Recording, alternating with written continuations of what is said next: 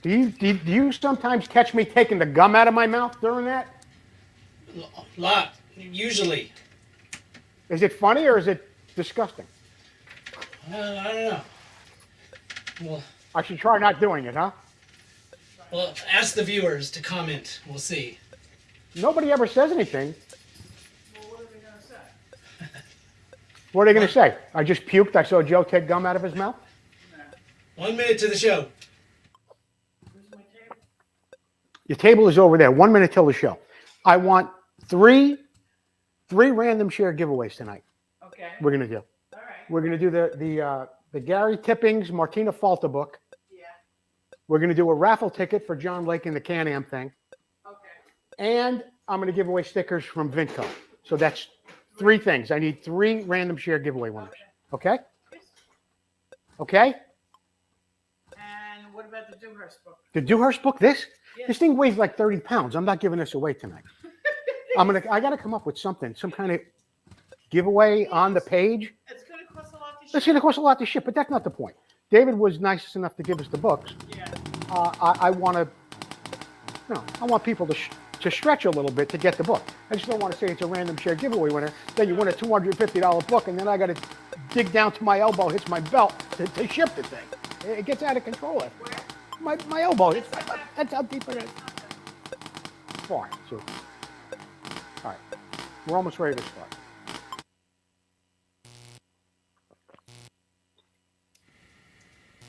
You're live. Not the bomb, Howard. Let's get down to the starting line. You're watching Vintage Motocross Q&A, and I'll tell you a little bit more about what you're going to see on the show tonight. In the next time, try this segment. We've got a great video from our friend Robert Oscar Pomeroy in the Moto Showcase, a 1974 Kawasaki KX400. Here's the problem. We've got a couple of them, and we've got some good answers for you, too. What's it worth? A beautifully restored 1974 Honda CR125. We've got race day coverage from Jordan. He was up there in Chrome, California. Or is it Dirty Bikes? Dirty Bikes, race day. I don't know. Jordan's got it all figured out. We've got all that and a whole lot more coming up on Vintage Motocross Q&A.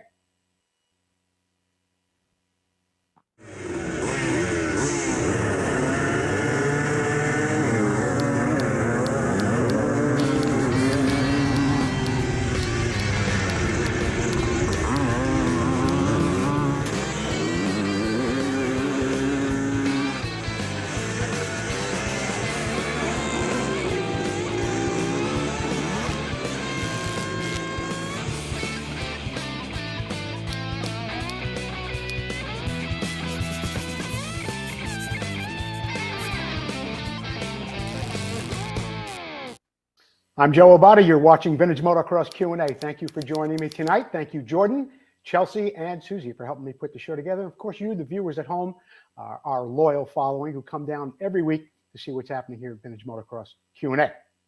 Don't forget to keep sharing the show, whether you're on Facebook or you're on YouTube. Share the show. We've got the biggest random share giveaway going on tonight that you've ever seen. Number one, if you're on YouTube, comment Motion Pro. Then just share the show on Facebook or wherever it may be, but listen closely because here's what we're going to be doing. We're going to be giving away this book by Gary Tippings and Martina Falta. Okay, here it is, The Stolen Title. Somebody's going to win this tonight. What else are we going to give away? We're going to give away another chance to win one of 3 bikes at the Can-Am Festival that's coming up in August. We'll be giving away ticket, compliments of John Lake and the Thistle. Also, as always, our beautiful sticker sheet, compliments of VINTCO. Keep sharing the show. We're giving away a ticket. We're giving away a book. We're giving away stickers. Okay, Susie, you'll have all those winners a little bit later on in the show. What's a great way to watch the show? Well, you can watch it from your big screen TV, but let's get back to the YouTube video first. Our YouTube channel is going really, really well. Please subscribe. You'll get a little alert just like this. Tells you when we're live on YouTube. You won't miss a moment of the show. And a great way to watch the show is from your big screen TV. You can comment while you watch the show live on that big screen TV that you bought with your stimulus money. As always, I want to thank our sponsors, Motion Pro, VINTCO, Preston Petty Products, Racer X, Full Circle Racing, the International Motocross Museum, and Replica Motorcycle Parts. Next time, try this segment is brought to you by VINTCO. Robert Oscar Pomeroy put a great little video together for us. I think you're going to find it very helpful. Jordan, let's roll. So I wanted to show you today is I received this 175 motor from my friend Bob's Bees. He wants me to tear it down, have a look at it, possibly rebuild it. I want to evaluate it. So I'm going to remove the cylinder studs that are down deep in the cylinder, and you can see they're kind of rusted but out and everything. 3 of them came out fine. The 4th one, I looked down, I couldn't even get a socket on it. I looked down the hole and somebody's completely rounded off the head of the nut. So there's no way to get a wrench on it. I tried a couple little different tricks, but what I came up with, I want to drill it out, but you can see that this round edge here, it's going to be really difficult to get a punch down that hole and hit center without having a visual on it. So that wasn't a go. So here's what I came up with. I measured this diameter, and I found myself some drill bushings that basically are the same diameter as that hole. And then I found the corresponding drill for that drill bushing, which will easily take off. The stud's only 7 millimeters and the head's 11, so this is about 10 millimeters. This will definitely take the head right off. So I'm going to drop these drill bushings right down the hole, and what that's going to do is allow me to be dead nuts on center when I take my drill and go down and drill that stud out. So I'll give that a go, and I put a bit of oil. Always put a little oil down there for the drill, and we're going to drill that stud out.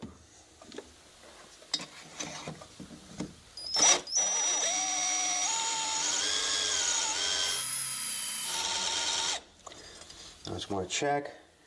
I'm checking down the hole. I'm dead on center. I can see I'm removing the stud and nut together. It's perfect. Go back down. Now I just heard the nut spin, and I've drilled it off, and there it comes. Now I'll have to replace that stud, but I have those. I'm not worried about it. And next time you get a tough stud that won't come out and it's down in the cylinder fins, give that a go.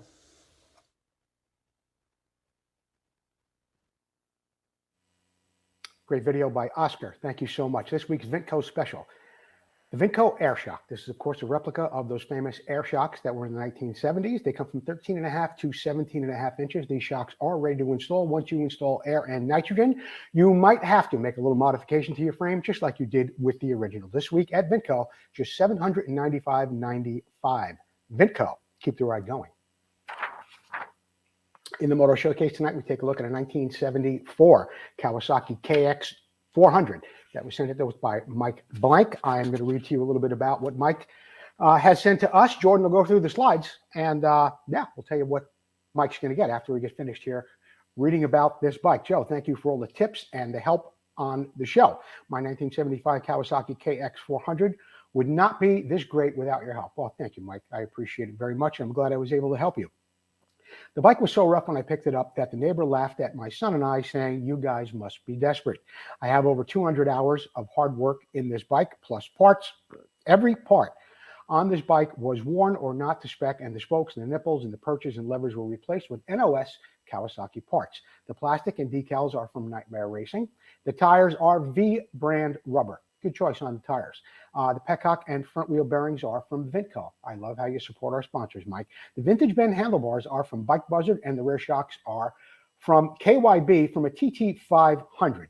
Thanks for all the help you've given me, Joe, all the encouragement, and the show Vintage Motocross Q&A that we enjoy so much every week. Well, Mike Blank, thank you so much for giving your bike a shot here at Vintage Motocross Q&A, and in turn, we're going to send you a coffee mug like this, compliments of Vintage Motocross Q&A and Preston Petty products. Thank you, Mike Blank. This week's Preston Petty special is a front mutter fender. Listen closely here. This is a replica front mutter fender. It is made in Italy. They are having a closeout on this fender. It's only $45 with free shipping while they last. It's silver. It's a dark gray style mutter. These are replicas of the Preston Petty fender, but they do not have the logo on there. Maybe good for some people. Anyway, $45, shipping included for a limited time from PrestonPettyProducts.com. And don't forget, they're looking for dealers. Get a hold of Paul Stannard if you want to become a dealer for Preston Petty Products. Thank you, Paul and Patty.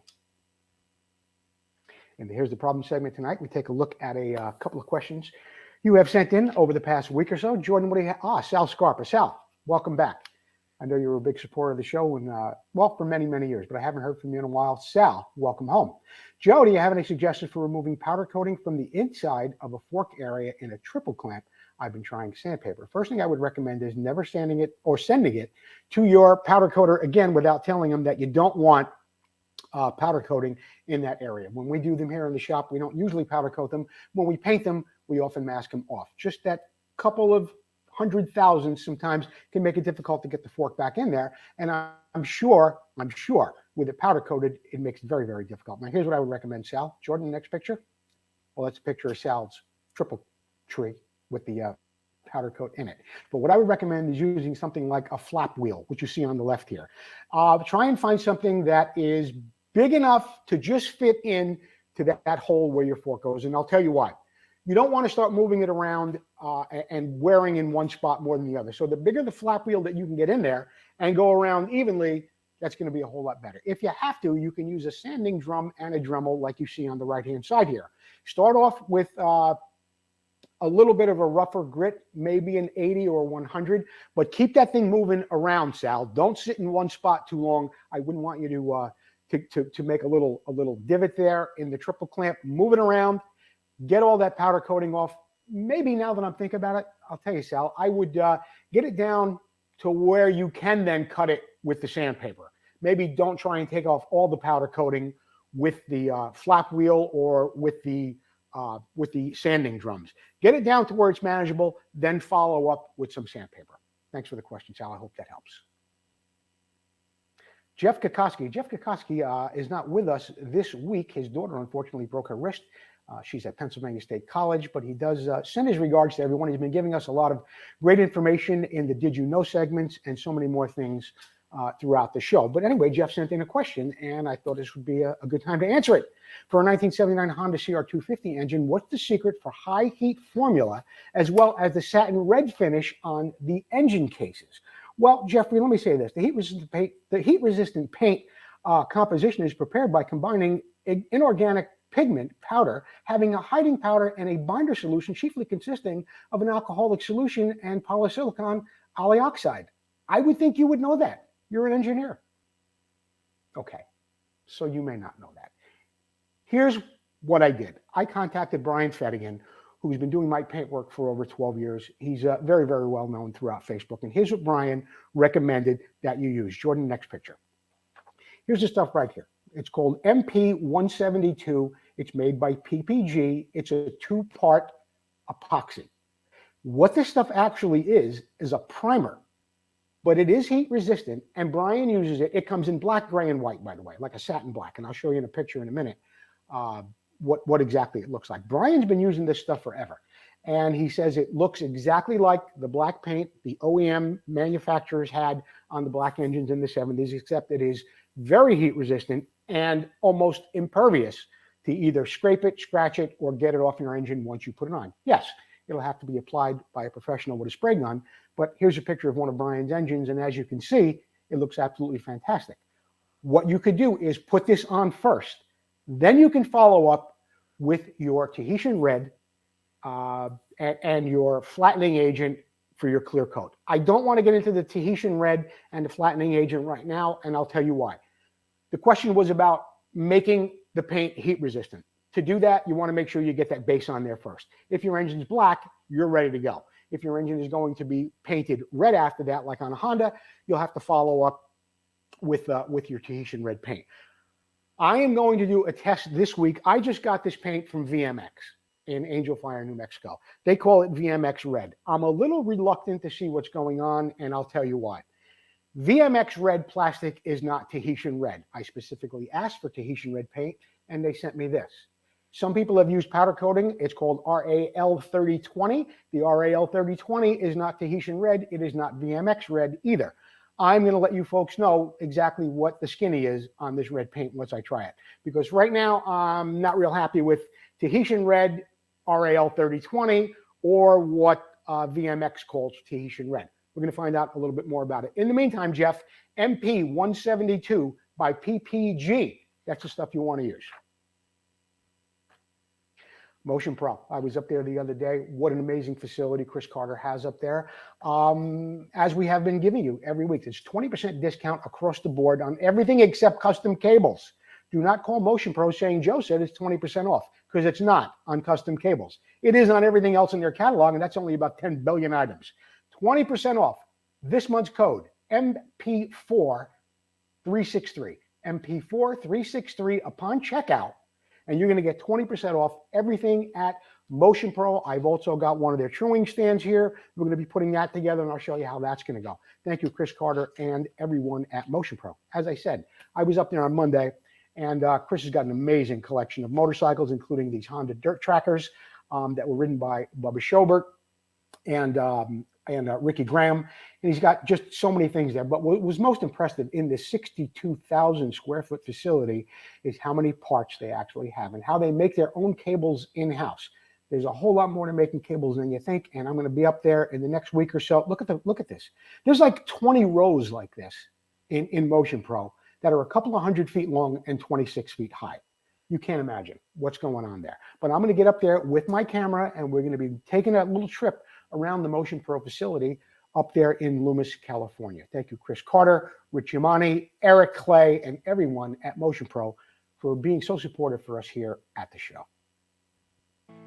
Hi, I'm Tommy Croft, and you're watching Vintage Motocross Q&A with Joe Abadi. We'll be right back with my dear friend Joe. Oh, Gary Trapper.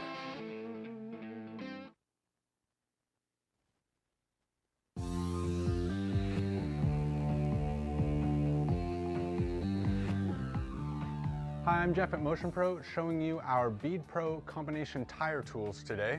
Now these are a very innovative tire tool in that they are multifunctional. They both are great for breaking the bead of your tire as well as spooning the tire on and off the rim. Now we have two versions. The first is the standard Bead Pro. These are forged 7075 T6 aluminum in construction, very lightweight for tool pack use. And then we have the Bead Pro FS, the FS standing for forged steel construction. Now these are great for shop use. They are a little bit longer, so you have more leverage. They're 16 inches long versus 9.8 inches long for the standard versions. Now the geometry of the tools are about the same between the standard and the FS versions, but as I mentioned, the materials are different and the lengths vary a bit. Now they have a nice ergonomic feel in your hand, and this cross T feature keeps your hand from slipping as you insert the tool into the bead of the tire. And on the one end, you have this innovative tongue and groove feature, which leverage the tire off of the rim. It easily breaks the bead on both off-road wheels and tires, as well as street applications, even those with large safety beads. Now the opposite end have this nice smooth spoon profile, which easily brings that tire up and over the rim to bring it off and then spoon it back on. These are affordably priced, so go ahead and pick one up for your tool pack as well as for your shop use. They're available from your favorite powersports dealer nationwide.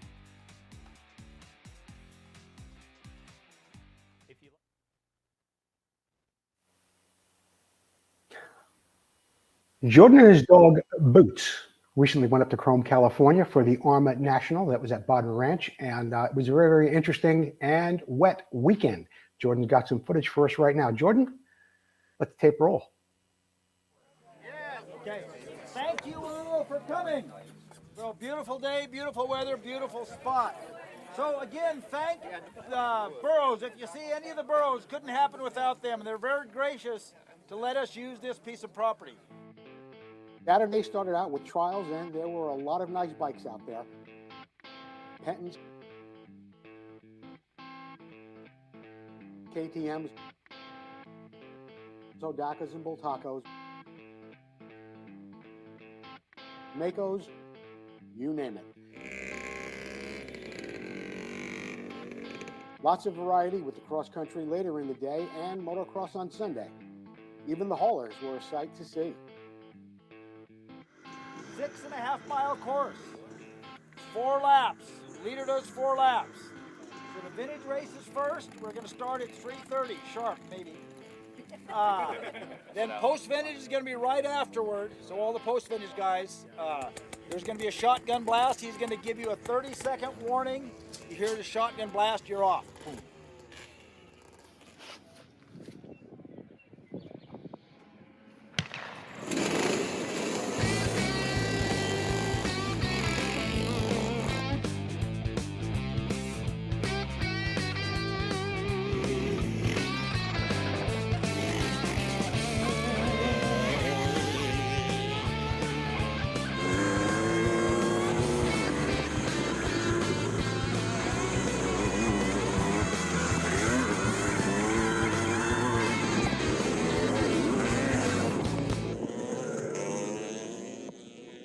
As it turned out, you better have paid attention in the few but slick, muddy section on Saturday's cross-country course. Sunday's weather report was not looking good.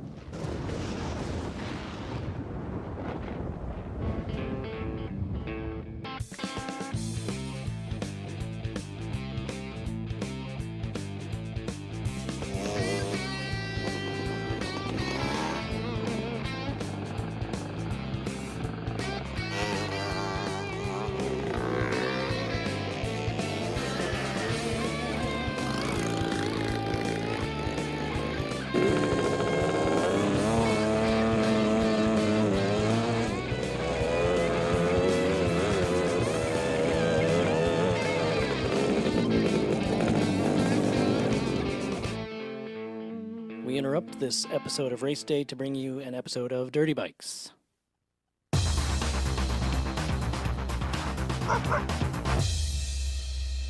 My name is Jordan Woodworth, and this is my 74.5 Maico GP 400. This is an early serial number GP. It's got a 76 gas tank on it that leaks. Not that I noticed on this particular day. It's got the Yamaha front brake. Burroughs Ranch was my first race on this bike. I don't think I actually used the front brake ever. I got a little too close to one of the hay bales at Burroughs and broke my shift lever. Luckily, I was able to finish the race and also had a spare so I could continue with my motos. This thing has a Magnum pipe on it. It's got the narrow aluminum rear hub. Works shocks. Starts up real easy. It's got a PVL ignition. And of course my custom rear camera mount, which as you saw didn't do me much good at Burroughs Ranch. Well, there she is. Thanks for watching. Back to you, Joe. Why are you laughing? A special thanks to Kate Jorgensen, Brian Phillips, and Mark Hector for providing photos for this video. That was a great segment, Jordan.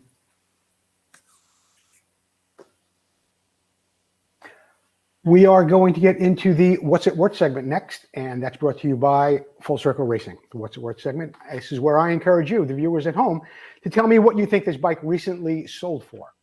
I will tell you that it's a 1974 Honda CR125. It was sold in Louisiana back in February. Now, if you saw this, you wouldn't believe it. There are 2 pages of what is brand new on this bike. However, in the description, it says the motor was purchased from a company out in California many years ago. It was brought back to completely original, and it was rebuilt. The motor with very little runtime on it. I only rode the bike just once for a short spin around the backyard. The frame, the swing arm, the rear shock, the brake stay, everything else, including the foot pegs, were professionally powder coated. And he has a list of, you just name the part. Everything on this bike is absolutely brand new. And the one thing that I did see on it that wasn't, well, I guess it's kind of tough to find, is the pipe and the silencer. And the Kickstarter on the bike is from a 1975, not a 1974. But the bike does look great, and everything else appears to be, as stated, restored. And I'm just going to, just a quick thing. Handlebars, steering neck bearing, steering nut, left and right purchase, throttle tube, lever covers, front number plate, fuel petcock. All this is brand new on the bike. The list is very extensive. Very extensive. It's like, I don't know, it's like 100 items on here. All that considered, and think about the pipe that is not original, what do you think this bike recently sold for? 10,000? 11,000? Jordan? How much did this bike sell for? $12,000. $12,000 out of Louisiana back in February. It is a beautiful piece. And I think, at first I thought about it and said, $12,000, it doesn't have the original pipe. But you know what? Everything else is done. And the buyer, I'm sure, will take his time and eventually run across the correct pickle and silencer for that bike. And he'll be completely done and have an absolutely beautiful machine. $12,000 down in Louisiana, y'all. Phil Liberty. 11 for 950, he guessed. Yeah. Congratulations, Phil. I'll send you some stickers. That segment is, of course, brought to you by Full Circle Racing. I want to thank Tom McAllister for all his years of providing us with great products, wonderful discounts to our viewers, and also great products to everybody out there, and a huge supporter of vintage motocross in the Northwest. The special continues, just $50 a hub. Tom will strip your hub, powder coat it, either satin or gloss black for $10 more. He'll do the backing plate. He'll make it a custom color too for just $20 more. And Tom also has those beautiful CZ backing plates, just $179, $169 if you don't want the CZ logo on there. Thank you, Tom McAllister and Full Circle Racing. We are going to take a commercial break. When we get back, we will have more Vintage Motocross Q&A, but more importantly, we will have the 3 random share giveaway winners. Stick around. We'll be right back.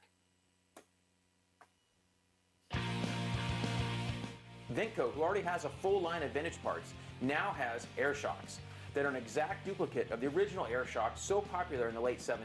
So whether you're looking to build a full racer or museum showpiece, these shocks will give you that incredible 70s look and improve your bike's performance.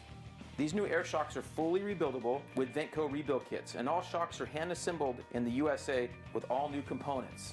Every component is brand new. Just like the originals, our air shocks are adjustable with 2 chambers, high and low pressure, giving you tremendous flexibility for settings of your bike suspension.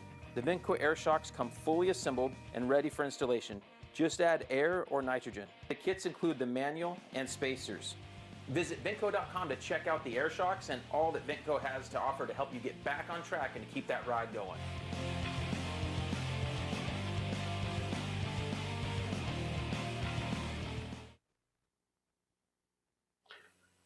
Okay, we are back. And as promised, we do have 3 random share giveaway winners tonight. Susie picked the winners, and she also picked who is going to get what.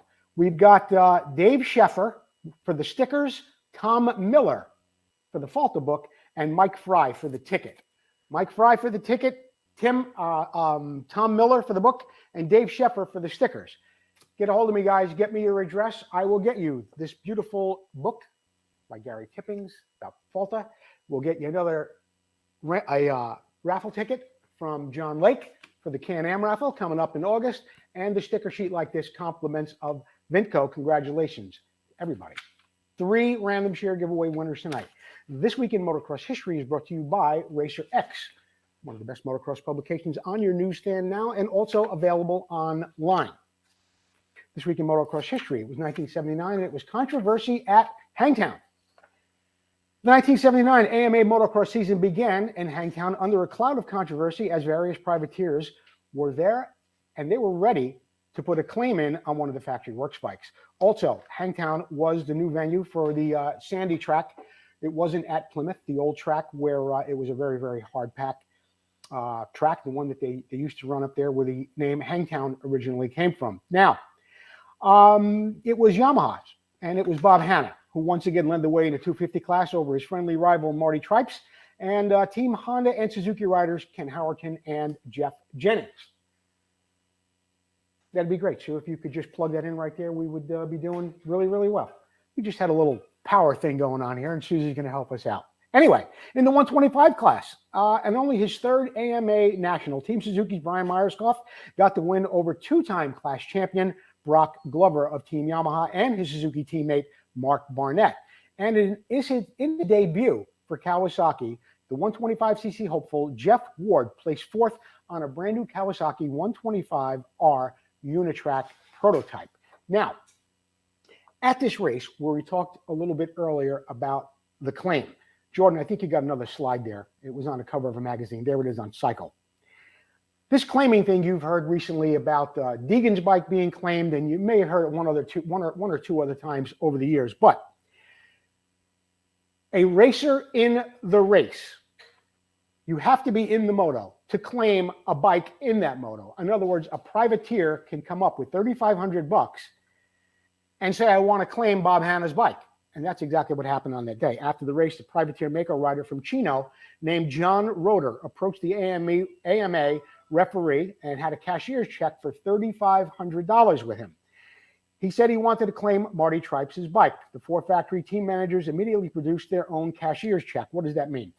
When this whole claiming rule thing was coming about, none of the factories wanted to lose their works bikes. So they all had to sit down and they said, if anybody comes up with $3,500 to claim one of our bikes, all the other teams will step in with a check for $3,500. We will more than likely win because chances will be 75% that we would. And we will return your bike to you and you will do the same for us so they don't lose any factory works bikes. But what happened was they put 4 cards. I don't know if it was cards or clothespins. I forget what it was. But they put them in a can numbered 1 through 4. And John Roeder was the first to be able to pick. The lowest number wins. John Roeder picked in that can. He pulled out number 1. And that was that. The factory works bike of Marty Tripes then went to the hands of John Roeder. It was never ridden. It was never raced. But John did give that bike to cycle, to take apart and show exactly what was going on inside the motor of that bike and the suspension. And John often said that the whole purpose of it was to show how the factories had an unfair advantage over the privateers. Did they? Yeah, I guess they did. But then again, you had Tony DeStefano on a 74 CZ that just about won a national championship and got himself a Suzuki ride. So, that argument could go on forever. But that was the day that bike left the hands of the factory Honda for $3,500. That bike is presently in the International Motocross Collection, International Motocross Museum Collection in Chicago, Illinois. I just thought I'd share some of that information with you. It's a great story. It's a fun story. And the claiming rule has been around for a very, very long time. 1983, 3 in 1 day. Those were good times. Hangtown, once again, kicked off the 83 AMA Motocross Championship in a year where 3 classes competed on the same day, the 125, 250, and 500. In a stacked 125 class, reigning 3-time champion Mark the Bomber Barnett took the opening round win over Kawasaki's Jeff Ward and Honda's Johnny O'Mara. And further back, Ron Lachine was making his outdoor debut for Yamaha, where he finished 9th. 1989. Is it Trampus or is it Chad?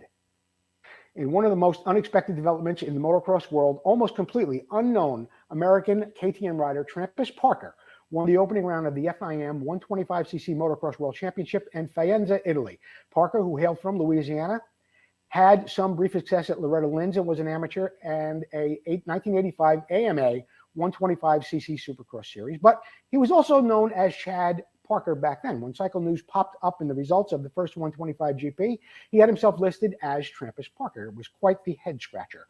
Parker had moved to Europe, and fellow American Billy Lyles and he began to take up shop over there. They began working at some local shops and continued racing. The Ferrioli KTM team hired Parker in 1989 to race the 125cc Grand Prix circuit.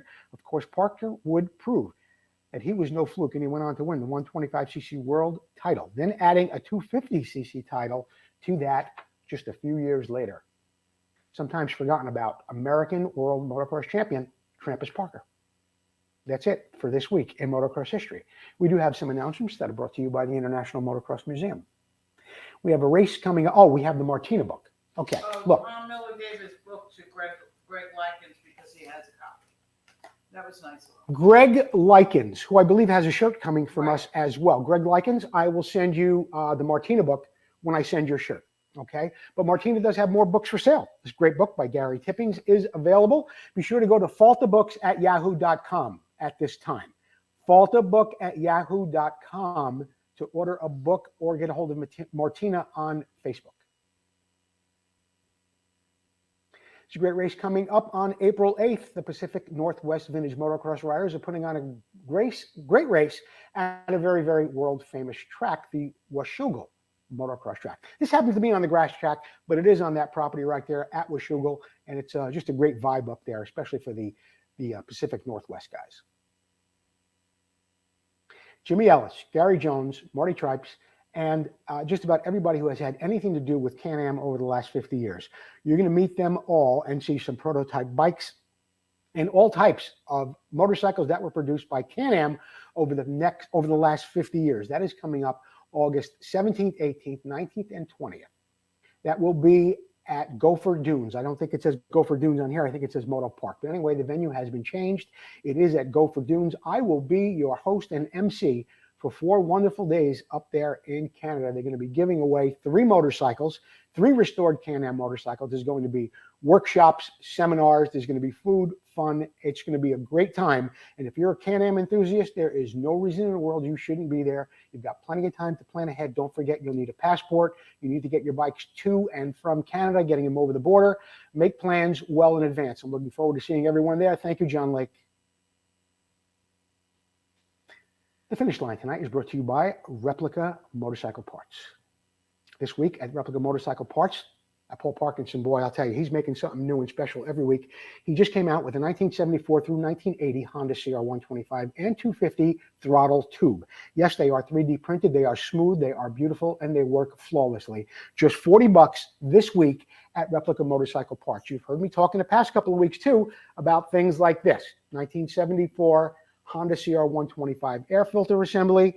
He's got 1978, 1979 little countershaft sprocket covers for your Hondas, and so many more things too. It's incredible what Paul Parkinson is coming up with there at Replica Motorcycle Parts. Be sure to visit them online at replicamotorcycleparts.com. And we're going to have Paul on the show doing a little interview and talking about some more of his products in the very near future. Thank you, Paul Parkinson Jr. and Replica Motorcycle Parts. Vintage Motocross Q&A t-shirts and hoodies are still available. Follow the link in the show description. Get one in gray or white for a couple of bucks more. You can get yourself a hoodie as well. T-shirts are just 20 bucks. Jordan's got a great special going on too. He decided to make a Maico Michelin t-shirt, $24.99. Follow the link in the show description and you can get a shirt just like that with the Michelin Man on there.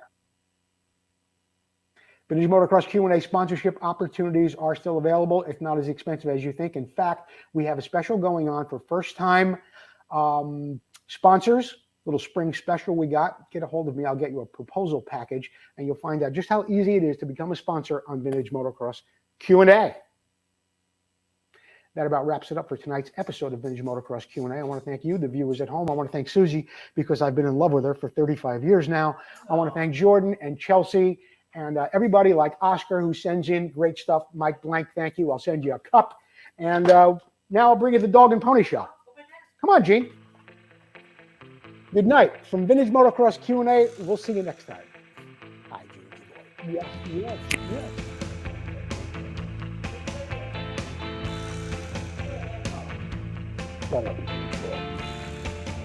Okay.